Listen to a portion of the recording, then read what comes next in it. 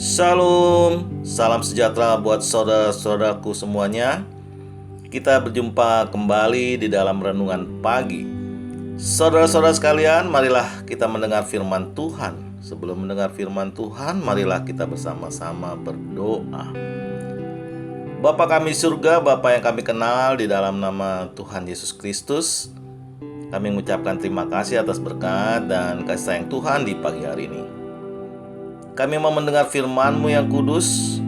Bukakan hati pikiran kami agar kami mengerti isi firman Tuhan dan melakukannya. Terimalah doa dan sembah kami ini di dalam nama Tuhan Yesus Kristus. Amin. Saudara-saudaraku yang terkasih, renungan pagi hari ini diambil dari kitab Titus pasal 2 ayat 11 dengan tema kasih karunia Allah. Titus pasal 2 ayat 11. Sebab beginilah firman Tuhan. Karena kasih karunia Allah yang menyelamatkan semua manusia sudah nyata. Demikianlah pembacaan firman Tuhan.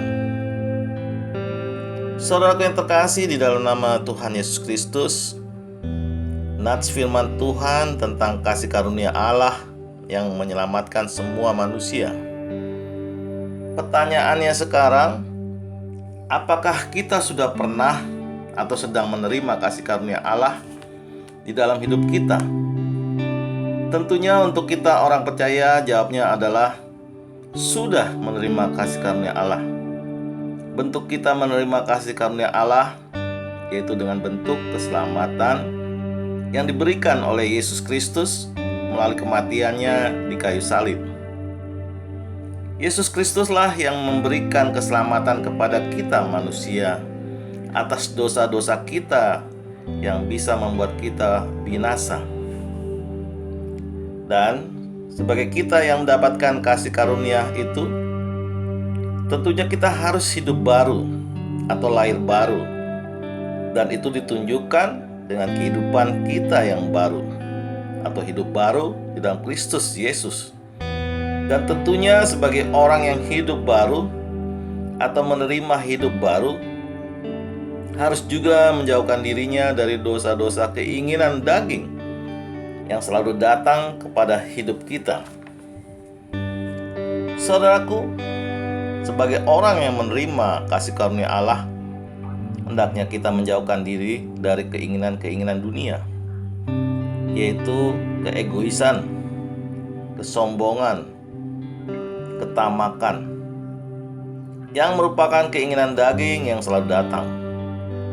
Saudaraku, hidup di dalam kasih karunia Allah berarti juga hidup di dalam kebijaksanaan berkat Tuhan, dan Allah menginginkan perubahan-perubahan kita atau perubahan yang mendasar di dalam diri kita atau pribadi, yaitu perubahan dari yang tidak baik menjadi baik.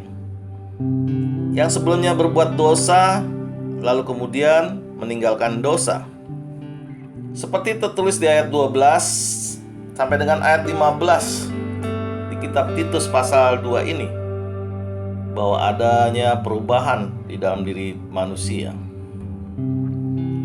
Karena kasih karunia Allah yang menyelamatkan semua manusia sudah nyata. Ia mendidik kita supaya kita meninggalkan kefasikan dan keinginan-keinginan duniawi, dan supaya kita hidup bijaksana, adil, dan beribadah di dalam dunia sekarang ini, dengan menantikan penggenapan pengharapan kita yang penuh bahagia dan penyataan kemudian Allah yang Maha Besar dan Juru Selamat kita, Yesus Kristus, yang telah menyerahkan dirinya bagi kita untuk membebaskan kita dari segala kejahatan dan untuk menguduskan bagi dirinya suatu umat kepunyaannya sendiri yang rajin berbuat baik. Beritakanlah semuanya itu, nasihatilah dan yakinlah orang dengan segala kewibawaanmu. Janganlah ada orang yang menganggap engkau rendah. Demikian pembacaannya. Saudaraku, di pagi hari ini Hiduplah dengan bijaksana, adil, juga beribadah kepada Tuhan, dan tunjukkanlah bahwa kita orang-orang yang menerima kasih karunia Allah. Amin. Tuhan Yesus memberkati. Kita tutup renungan pagi hari ini dengan berdoa. Terima kasih Tuhan atas berkat Tuhan di pagi hari ini.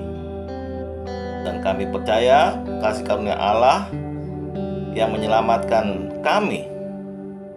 Tuhan, kami juga teringat saudara-saudara kami yang tidak mampu dalam ekonominya sekarang ini dan yang sakit. Berkatilah mereka dan sembuhkanlah mereka. Terimalah doa dan sembah kami ini di dalam nama Tuhan Yesus Kristus.